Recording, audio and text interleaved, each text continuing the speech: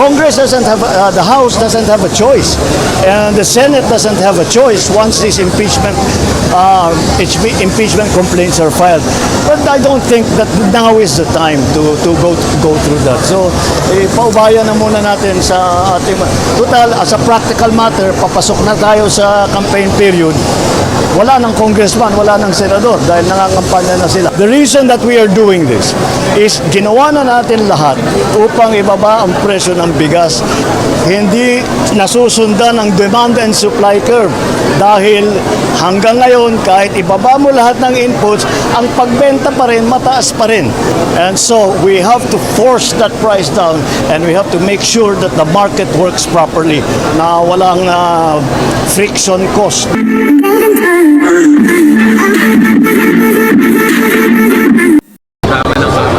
Well, itong katapusan ng lahat ng permanent housing, 98% na ang nabuo ng project para sa permanent housing para sa Yolanda. Specific ito sa mga Yolanda victim. Kaya itong pagka naibigay na, nagpirmahan sila kanina ng mga local government ng MOA para ma-turn over na ang mga bahay-bahay na ginawa ng NHA at saka ng DSUD. Kaya for this project, kaya naman ipinilit ko makapunta rito dahil ang tagal nating inantay na matapos itong mga proyektong ito. Yung unang ginawa ng mga pabahay, substandard, kulang sa kuryente, kulang sa tubig, walang kalsada, napakalayo, kaya't hindi masyadong nagamit. Ngunit ang ginawa natin ay ngayon nagbigay tayo ng kaunting pondo pa para yung mga NHA na ginawa na una na technically substandard ay inayos na at pwedeng magamit, inaayos ng mga local government. Lalong-lalo na yung sa Tacloban, kasi yung Tacloban ang pinaka-inuna na ginawa ng bahay, nagka-problema. Kaya yun, ganun, lahat ng mga NHA project na ganun na hindi magamit ay gagawin natin ng paraan upang maging mas maganda, maging technically na matibay-tibay para maharap naman ang ating mga bagyo na inaasahan natin darating dito sa Pilipinas pa. Sir, occupied housing units po yun lang nasa Tacloban, the rest of the Region 8. Anong order natin sa NHA sa LGU, sir, para mabilis sila ma-occupy? Yun na yung sinabi ko, inaayos namin. Hindi nga. Unoccupied pa, sir. Kaya nga, inaayos nga. That's what I was saying, na inaayos natin yung unoccupied. Ang unoccupied yun, maraming dahilan. Pero ang ginagawa natin para magamit nga ng tao ay binigyan natin ng pondo ang mga local government para maayos nila, para magamit na ng tao. Sir, on other matters, the DA is set to declare for food security emergency. What is your thought on this, sir? Well, we are still waiting for the recommendation of the Price Coordinating Council, but siguro next week formally matatanggap na ng DA yung kanilang rekomendasyon. And the recommendation, I believe, is going to be to declare an emergency. The reason that we are doing this is ginawa na natin lahat upang ibaba ang presyo ng bigas. Ngunit the market is not being allowed to work properly. Hindi nasusundan ang demand and supply curve dahil hanggang ngayon kahit ibaba mo lahat ng inputs, ang pagbenta pa rin, mataas pa rin.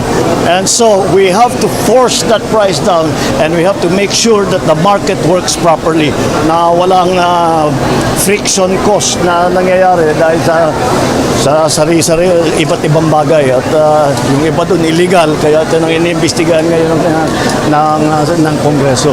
Sir, regarding sa comprehensive sexuality education para sa students, this is going to continue. The comprehensive sexuality education. Of course. What's your stand? Is this going to continue? Basta education, I'm in support of it. Always. Always. Education. Okay, ulitin ko what I used to say in the campaign. As far as I'm concerned, education is the most important service that we provide to our people. And in many cases, you can consider it to be a right of people to be properly educated. So, katungkulan talaga ng pamahalaan. So, ang question po niya, sexuality education. Oh, sexuality education. What? Well, alam mo, what does sexuality education mean? Lalaki ka o babae ka, tapos na. For students, What? Well, as long as, yun na nga, because you know what, I think what you're talking about, dumadami ang teenage pregnancy, dumadami ang single mothers, dumadami ang sakit na, and even kasama na rin dyan, pagka teenager yung nanay, hindi marunong alagaan yung bata, hindi nila alam, marunong alagaan ang sarili nila, pagbuntis sila, kung anong kakainin, kung nanganak na, kung ano ipapakain doon sa bata. These are all of the things that we need to address. And so the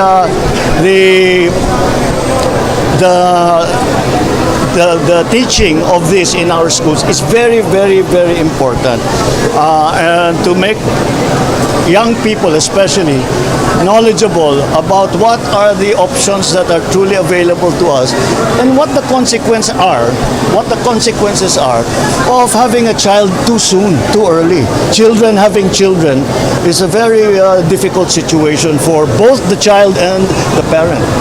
Sir, is it safe to say that for this year you are dealing with a less than optimal, less than ideal budget? And how are you going to deal with this? Lalo na po this year you will cross the halfway point in your term. Well, perhaps the budget as was passed, you could describe it as suboptimal, but we are remedying that situation and we are returning the most. Well, let me put it simply. Ang ginagawa natin ay yung mga masyadong nawala sa NEP, sa National Expenditure Program, na hindi na nabigyan ng pondo, ay hinahanapan namin ng mga savings para maibalik ang mga pondo yan, kagaya sa edukasyon, kagaya sa health, kagaya even mga pabahay. Is it, sir, budget na opisina ninyo gagamitin nyo yata doon sa branding? I'm sorry? So for tourism, you will use Tourism, the office's yes, we budget. already were able to. Natanggal yung branding budget nila, maibabalik natin. So this is what we are doing. So maybe as I said, the original budget can be described as suboptimal. We are working to make it optimal once again. Sir, your thoughts on JPA's thoughts on impeachment and the INC rally? Well, you know, JPE is one of our best legal thinkers in the country, and he is right. There is a consequence to. There will be a precedence, and it will be very problematic. But but I still think that now, even if Congress is mandated to process this, Congress doesn't have, the House doesn't have a choice, and the Senate doesn't have a choice once these impeachment complaints are filed. But I don't think that now is the time to go through that. So, paubayan na muna natin sa ating, total, as a practical matter, papasok na tayo sa campaign period. Wala ng congressman, wala ng senador dahil nangangampanya na sila. Hindi tayo makakapagbuo ng quorum. And so as a practical matter, the timing is very poor. Thank you, Mr. President.